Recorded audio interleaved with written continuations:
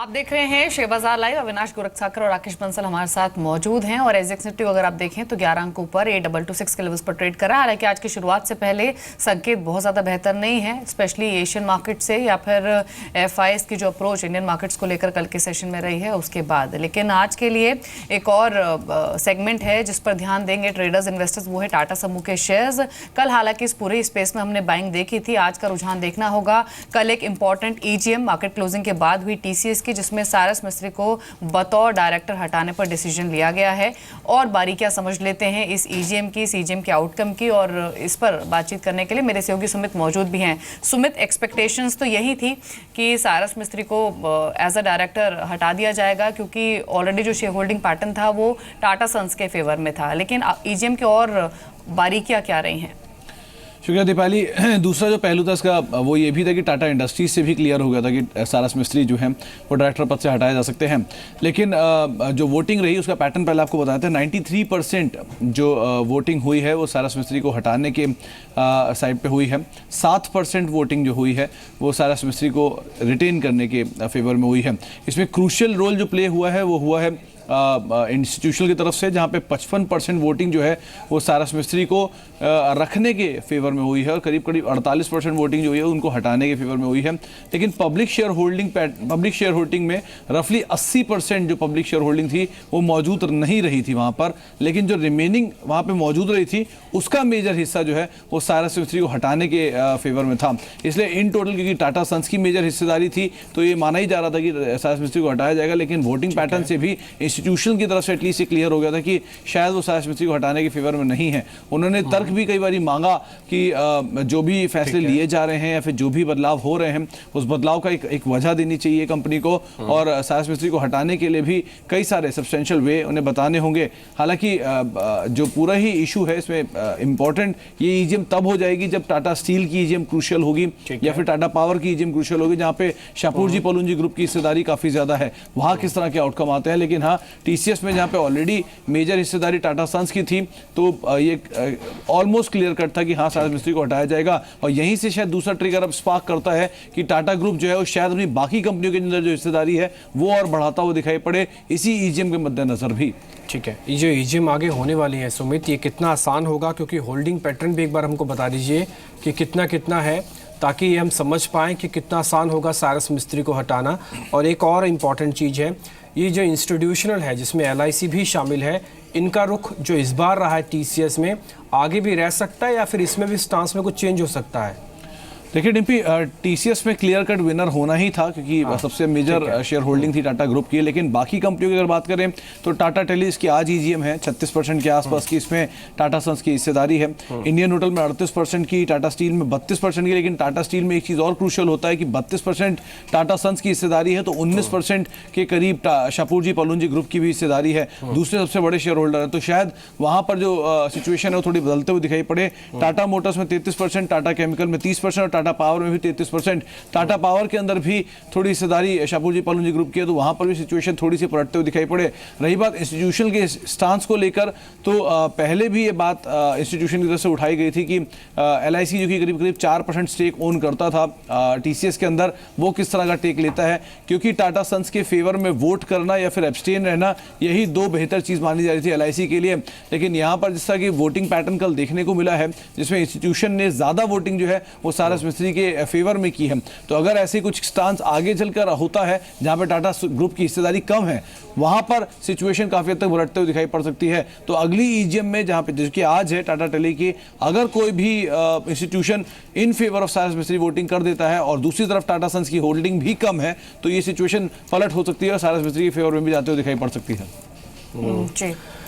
ठीक है, शुक्रिया सुमित ये बताने के लिए कि देखिए होल्डिंग के हिसाब से एक तो टाटा स्टील की ईजीएम बड़ी अहम होगी, साथ ही टाटा पावर की। ये आप ईजीएम्स की डेट भी देख पा रहे थे और होल्डिंग्स के डाटा भी देख पा रहे हैं, नंबर्स भी देख पा रहे हैं, जिसकी आज जो एक ईजीएम है वो टाटा टेली की है।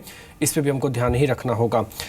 चलिए आगे बढ़ते हैं और कई इंपॉर्टेंट ट्रिगर्स हैं जिस पे आज हम चर्चा करेंगे दिन भर में। और लेकिन इस बीच मार्केट के अंदर और जो न्यूज़ फ्लो रहा है एक बार उन पर्टिकुलर शेयर्स पे देख लेते हैं। आज की रणनीति गेस्ट क्या दे रहे हैं। एनटीपीसी पे एक खबर ये आई है कि डिबेंचर्स के जरिए करीब 4000 करोड़ रुपए इन्होंने जुटाएगी, ये खबर है। और एनटीपीसी ठीक ठाक प्ले कर रहा है। राकेश, मैं आपके भी पिक्स देख रहा था, उसमें ज़्यादातर कंपनीज पावर से जुड़ी हुई हैं। ये पावर कंपनीज में एकाएक इतनी पावर कैसे आ गई? स्ट्रक्चर ठीक हो गया है क्या इनका? डिम्पी, काफ़ी समय से इनफैक्ट स्ट्रक्चर ठीक है। जब से डीमोनेटाइजेशन आया है तब से आप देखें तो ये स्पेस आउट परफॉर्म कर रहा है। और पहले एनटीपीसी, पावर ग्रिड, ये स्टॉक्स थे, उसके बाद ये रैली एक्सटेंड हुई है मिड कैप में अदानी पावर, टोरेंट पावर। मुझे लगता है यहाँ पे बाइंग करनी चाहिए और इस पे से टॉप पिक रहेगा अदानी पावर।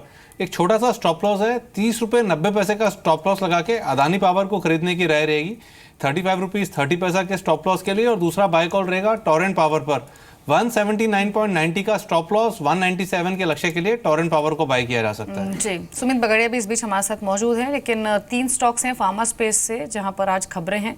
एक तो नोवार्टिस, यूएस एफडीए से वायरस इन्फेक्शन के इलाज में इस्तेमाल होने वाली टैबलेट्स को अप्रूवल मिला है, खबर पॉजिटिव है नोवार्टिस पर। एक वॉकहार्ड में एक अच्छा मूव आज एक्सपेक्ट कर सकते हैं क्योंकि यूके रेगुलेटर से गुड मैन्युफैक्चरिंग प्रैक्टिसेस का सर्टिफिकेट मिला है और दमन इकाई को लेकर ये जीएमपी सर्टिफिकेट मिला है, तो वॉकहार्ड पर भी पॉजिटिव खबर है आज के सेशन के लिए। और सन फार्मा पर भी पॉजिटिव खबर है कि एक नई दवा को अप्रूवल मिला है यूएस एफडीए की ओर से। सुमित, वॉकहार्ड, सन फार्मा और नोवार्टिस, इन तीनों में से अगर इंट्राडे में कोई पिक करना हो आपको तो कौन सा करेंगे? Good morning Deepali. वेल देखिए, सन फार्मा के अंदर इमीडिएटली ऊपर में एक 700 का पड़ाव है, वो लेवल जैसे ही क्रॉस करेगा तो फिर सन फार्मा के अंदर हमको अच्छा मूव देखने को मिल सकता है। प्योरली इंट्राडे ट्रेड के लिहाज से अगर कोई ट्रेड पिक करना है तो आई थिंक एक बार के लिए वॉकहार्ड प्रेजेंट लेवल्स पे सही है। 690 के लेवल्स पे वॉकहार्ड को पिक किया जा सकता है और ये जैसे ही ऊपर में यहाँ से एक 10 रुपए का मूव दिखाएगा तो हमको यहाँ से ऐसा लगता है कि 25 से 30 रुपए का मूव इमीडिएटली देखने को मिलेगा। तो अगर ये 2 स्टॉक में से कोई एक अभी इंट्राडे के लिए चूज करना है तो वो वॉकहार्ड होगा। ठीक है, इस बीच कुछ एक और कंपनीज जिसमें न्यूज़ फ्लो में थॉमस कुक भी है। एनसीडीज़ के जरिए करीब 300 करोड़ रुपए जुटाने की इनको मंजूरी है और प्राइवेट प्लेसमेंट के आधार पर ये एनसीडीज़ को जारी करेंगे। एक बार थॉमस कुक का चार्ट देखेंगे आप राकेश? देखिए डिम्पी, थॉमस कुक में नीचे में 185 एक सपोर्ट है, ऊपर में 193 एक रेजिस्टेंस है। कल की क्लोजिंग 189.60 की है। अगर 193 के ऊपर डिसाइसिवली निकलता है तब एक टेक्निकल ब्रेकआउट होगा, तब स्टॉक बाय मोड में जाएगा और उस समय 197 198 के लेवल्स देखने को मिल सकते हैं। जी, एक ओमकार केमिकल्स पर भी खबर है, कंपनी को नया पेटेंट मिला है और कीटोस्टर डेरिवेटिव के लिए ये पेटेंट मिला है और जो ये केमिकल है इसका इस्तेमाल फार्मा इंडस्ट्री के लिए होता है। स्टॉक कल 3% बढ़कर बंद भी हुआ था। क्या कमेंट है आपके अविनाश ओमकार स्पेशलिटी पर? आई थिंक दीपाली, हमको लग रहा है कि कहीं ना कहीं डेफिनेटली मार्केट्स स्पेशलिटी केमिकल्स को अच्छी री रेटिंग दे चुका है और ओमकार केमिकल्स के अगर हम नतीजे देखें तो काफ़ी अच्छे नतीजे भी आ गए हैं। हमको लग रहा है कि ये पेटेंट जो इनको मिला है इसका इम्पैक्ट अर्निंग्स पे शायद FY18 में पूरी तरह से आए, तो डेफिनेटली इस लेवल से रिस्क रिवॉर्ड काफ़ी अच्छा बनता है। मेरे ख्याल से यहाँ से भी अगर कोई निवेशक खरीदता है तो एक अच्छा risk reward next 6 to 12 month में मिलना चाहिए। ठीक है, 2 कंपनीज आप देखें जिनमें टर्न अराउंड हुआ है। पहला है एक तो कावेरी सीड्स, कंपनी घाटे से मुनाफे में आ गई है और इनका जो घाटा था 42 करोड़ रुपए का वो अब 7 करोड़ के मुनाफे में है। एक और कंपनी भी है जिसके साथ भी यही हुआ, लेकिन जस्ट इसके उलट हुआ है। वो हुआ है बॉम्बे रेयन के अंदर कंपनी मुनाफे से घाटे में चली गई है। इसका जो पहले 20 करोड़ का मुनाफा हुआ करता था वो अब 54 करोड़ रुपए का घाटा हो गया। तो दोनों कंपनी में टर्न अराउंड हुआ है, एक मुनाफे से घाटे में और एक घाटे से मुनाफे में। आपकी रिकमेंडेशन क्या है इस पर सुमित? दोनों का आप ट्रेड देखते हैं, टेक्निकली कितने डैमेज और कितना पुल बैक मिलेगा? कावेरी सीड्स जिसके लिए पॉजिटिव है, बॉम्बे रेयन जिसके लिए नेगेटिव है। देखिए डिम्पी, KSCL कावेरी सीड्स के अंदर हमने एक अच्छा खासा सेल ऑफ देखा हुआ है पिछले कई महीनों से, बट लास्ट 20-25 दिनों में ये स्टॉक के अंदर हमने लोअर लेवल से एक तेजी का मूव देखा हुआ है। उस मूव को देखते हुए अभी ऐसा लगता है कि ये स्टॉक में अभी थोड़ी सी जगह और है जिसके अंदर ये स्टॉक और पुलबैक में ऊपर में 450 या शायद ऊपर में हमको 475 तक के भी लेवल्स देखने को मिल सकते हैं। तो जैसे कि आपने बताया कावेरी सीड के अंदर यहाँ से एक तेजी का मूव देखने को मिल सकता है। 418 का स्टॉप लॉस होना चाहिए, कल की क्लोजिंग 429 के आसपास है और यहाँ से इमीडिएटली हमको ऊपर में 450 का पहला पड़ा होगा और जैसे ही 450 का लेवल टूटेगा तो हमको 470 तक के लेवल्स हमको ऊपर में देखने को मिल सकते हैं कावेरी सीड्स के अंदर। जी, कल के सेशन में राकेश, ये जो इंफ्रा और कंस्ट्रक्शन स्पेस के स्टॉक्स थे वो मूव कर रहे थे। HCC NCC इन दोनों पर मैं आपकी राय लेना चाहूँगी। HCC पर आज खबर भी है, 5 जनवरी को कंपनी की AGM है जिसमें 30 लेंडर्स को कर्ज के बदले शेयर जारी करने को लेकर डिसीजन लिया जा सकता है। 1.5% HCC बढ़ा था और NCC में भी इसी क्वांटम में हमने राइज कल के सत्र में देखा था। दोनों पर आज आप क्या करेंगे? दीपाली, हिंदुस्तान कंस्ट्रक्शन का टेक्निकल स्ट्रक्चर काफ़ी अच्छा है, नीचे में 38 रुपये के अराउंड स्टॉक में एक अच्छा सपोर्ट है और स्टॉक जो है दीपाली एक बड़े ब्रेकआउट की तैयारी में है। एक बार ये स्टॉक ऊपर में 41 रुपीज़ के लेवल को डिसाइसिवली तोड़ता है तो बड़े चार्ट्स पर एक बड़ा ब्रेकआउट होगा और उस ब्रेकआउट के जो लक्ष्य हैं वो लगभग 46.5 के बैठते हैं। तो गिरावट पे खरीदें, एल्स 41 रुपए का ब्रेकआउट हो तब स्टॉक को बाय करना चाहिए। एनसीसी की बात करें तो यहाँ पर टेक्निकल स्ट्रक्चर काफ़ी स्ट्रांग है। स्टॉक में कल के सत्र में हमने 81 रुपीज़ के ऊपर एक ब्रेकआउट देखा था और इस ब्रेकआउट के लक्ष्य लगभग 85.5 है। ठीक है, एक रॉयल ऑर्किड का भी चार्ट आप देख लीजिए। कंपनी 2 नए होटल की शुरुआत करने वाली है राकेश, इसमें वडोदरा और कोलकाता में ये होटल्स होंगे। इस खबर का कितना इम्पैक्ट एज ए टेक्निकल आप देखते हैं कि आएगा? पॉजिटिव खबर तो है। देखिए टेक्निकल स्ट्रक्चर पॉजिटिव है। स्टॉक में नीचे में 68 रुपीज़ एक सपोर्ट है और स्टॉक एक रेंज में ट्रेड कर रहा है। 68 नीचे में सपोर्ट है, ऊपर में 84 एक रेजिस्टेंस है। स्टॉक इस रेंज में ट्रेड कर रहा है और बायस पॉजिटिव है, बाय ऑन डिक्लाइन वाला स्टॉक है। जी, 2 और स्टॉक्स देख लेते हैं। अर्निंग्स के लिहाज से इन्हें पिक किया गया है। एक तो है केएसके एनर्जी का, आय जो है वो घटी है, 2095 करोड़ से घटकर 988 करोड़ रही है और घाटा भी कंपनी का हालांकि कम हुआ है, 465 करोड़ से गिरकर ये 290 करोड़ हुआ है, लेकिन ऑपरेटिंग मुनाफा आधा हुआ है। तो नंबर्स डेफिनेटली थोड़े से डिसअपॉइंटिंग लग रहे हैं। और एक देख सकते हैं हम प्रतिभा इंडस्ट्रीज, जो कि कंपनी मुनाफे से घाटे में आई है और 12 करोड़ के मुनाफे के मुकाबले 71 करोड़ का घाटा कंपनी को हुआ है। अविनाश, प्रतिभा इंडस्ट्रीज और केएसके एनर्जी दोनों पर क्या राय है आपकी? नहीं, मुझे लग रहा है कि दीपाली प्रतिभा इंडस्ट्रीज़ में डेफिनेटली थोड़ा सा डिसअपॉइंटिंग परफॉर्मेंस है, क्योंकि उम्मीद थी कि इनका ऑर्डर बुक बहुत ही उम्दा है। इनफैक्ट ऑर्डर एग्जीक्यूशन अच्छी होने के बावजूद इन्होंने अगर लॉस किया है तो मेरे ख्याल से स्टॉक में आज थोड़ी सी गिरावट ज़रूर देखने को मिलेगी। मेरे ख्याल से क्लियरली इस कंपनी में डेट बर्डन काफ़ी सिग्निफिकेंट होने से नेट लेवल पे काफ़ी बड़ा घाटा आ गया है। रही बात केएसके एनर्जी की, तो हमको लग रहा है कि ये अभी भी मेरे ख्याल से जब तक ऑपरेटिंग लेवल पे अच्छे मार्जिन दिखाता नहीं है तब तक कोई बड़ी रीरेटिंग स्टॉक में नहीं आएगी। मेरे ख्याल से इन दोनों शेयर्स में एक निचले लेवल का ही ट्रेंड आज आपको देखने को मिल सकता है। देखिए, 4 दिन की छुट्टी थी, जो एक हंगामा आप एक सदन में देखते थे संसद, वो आज फिर से चालू हो जाएगा, यानी आज फिर से कामकाज होगा 4 दिन की छुट्टी के बाद। लेकिन इस 4 दिन की छुट्टी में वित्त मंत्री अरुण जेटली ने जो बयान दिया वो अपने आप में बड़ा अहम था। असल में नोटबंदी को लेकर हम लगातार कई सारी चीज़ें सुन रहे हैं। कल वित्त मंत्री ने कनॉट प्लेस में कई एटीएम्स का दौरा भी किया, लेकिन उसके बाद हम ये तो सुनना चाहते थे कि एटीएम्स की स्थिति को लेकर वित्त मंत्री क्या बोलेंगे, लेकिन जब वो बोल रहे थे उसमें एक चीज़ उन्होंने सबसे अहम बता दी, वो था टैक्स की दरें।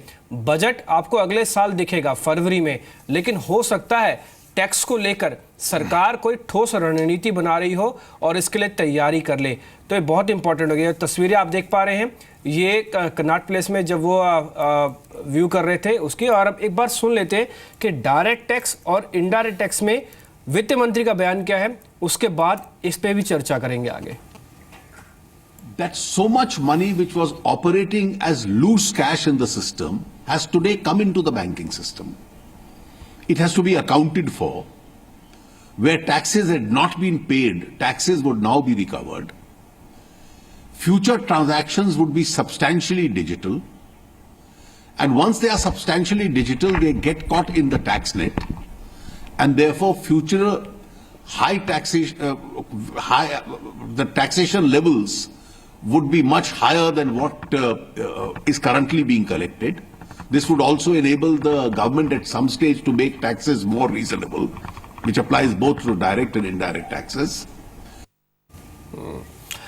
तो वित्त मंत्री ने बात तो कह दी कि टैक्स की दरें आगे चल के सस्ती हो सकती है, मॉडरेट हो सकता है। उसकी बड़ी वजह है कि बैंकों के पास डिपॉजिट्स है, अर्थव्यवस्था में वापस फ्लो लाने के लिए टैक्स की दरों को थोड़ा सा नीचे किया जा सकता है। ये डायरेक्ट और इनडायरेक्ट दोनों तरह के टैक्सेस हैं। डायरेक्ट टैक्स जिससे आप सीधा जुड़े होते हैं, इनडायरेक्ट टैक्स जिससे इंडस्ट्री सीधा जुड़ी होती है, तो दोनों को हो सकता है कहीं ना कहीं रिलीफ आता हो मिले। क्योंकि जो नोटबंदी को लेकर हमने कई अहम जानकारों से बातचीत की, केसी चक्रवर्ती से भी हम लगातार संपर्क में थे और उनसे समझ भी रहे थे कि नोटबंदी का कितना असर था।